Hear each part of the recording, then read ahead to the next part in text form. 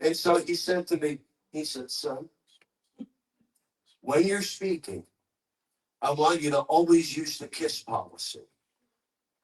And I looked at him. What in the world is the KISS policy? He said, keep it simple, stupid. Okay, I can do that.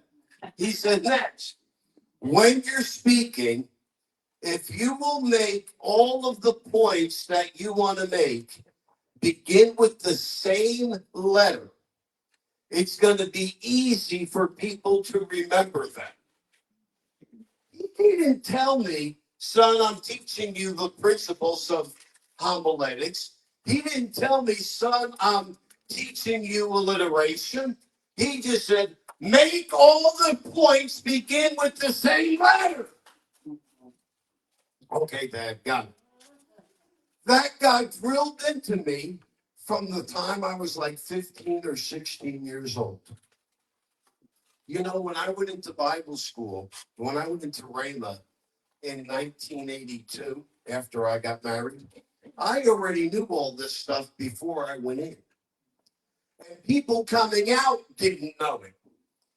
And when we had to write, we had a how to prepare sermons course while I was in Bible school in Rhema back in the 80s. People were like, how come you're doing so good on all your outlines? How come you're getting A's and we're struggling? I said, well, my father taught me. Well, will you teach us? So I became the tutor to everybody in my class and helped them write their sermon outlines.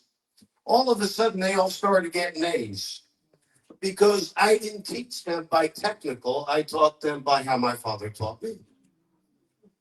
There are certain things that fathers pass on to sons. My dad made a statement one day that really floored me.